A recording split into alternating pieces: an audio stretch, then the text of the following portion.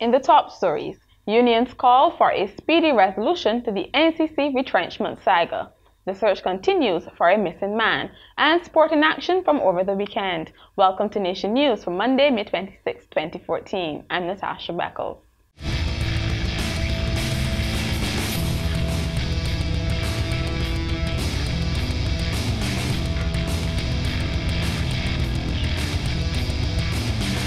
The two unions representing National Conservation Commission workers held separate meetings with their members today. This followed Saturday's decision by Prime Minister Frondell Stewart to refer the contentious retrenchment of nearly 200 workers to the Independent Employment Rights Tribunal. This morning, the National Union of Public Workers said it hoped the tribunal would issue a decision by Friday, while the Barbados Workers Union assured its members that it would be pushing to have the issue settled in the shortest time possible. Union officials admitted having some concerns about the tribunal and the length of time it would take to reach a decision.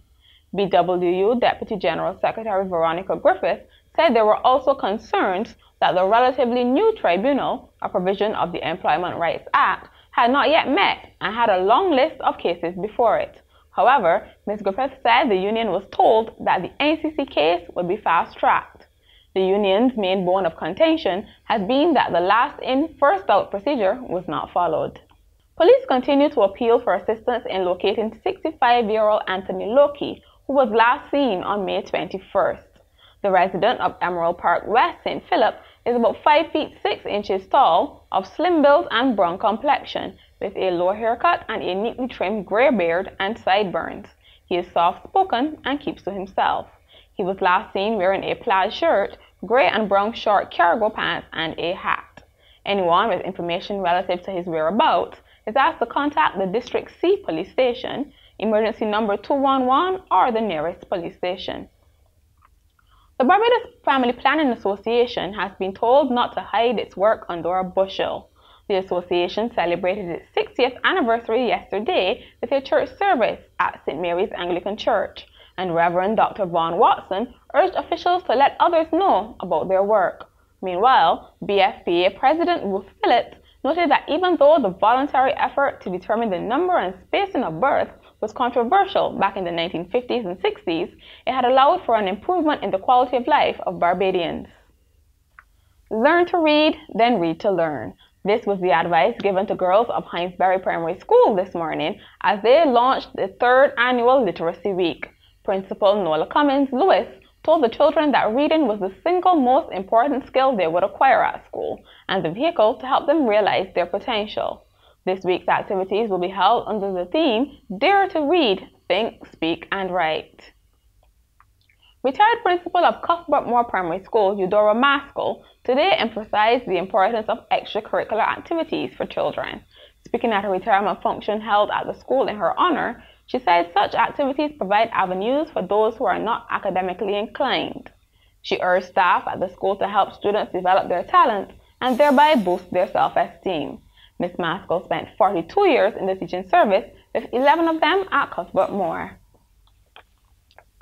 Cropover is in the air. You may have been hearing the music since the start of the month, but the first official event took place on Friday night with the Cropover preview.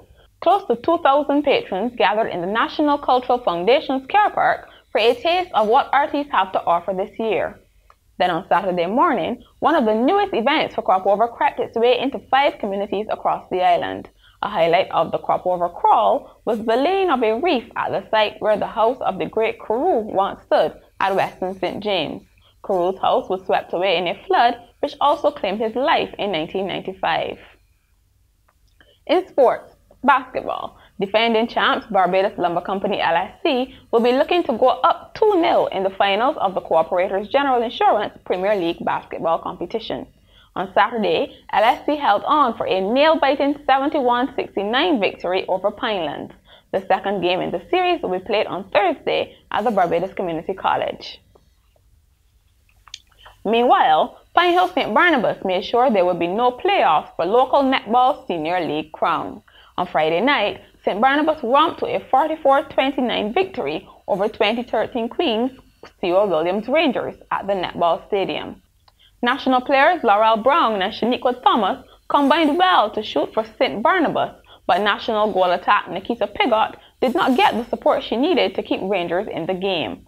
St. Barnabas also won the knockout competition earlier in the season. And finally, high school students in Lebanon, Tennessee are facing criminal charges after a food fight they allegedly started in their cafeteria on Taco Day. It started as a senior prank, but the food fight got so crazy that reports say students were throwing chairs and turning over tables. So far, 8 students have been charged with vandalism and disorderly conduct, but more charges could be laid.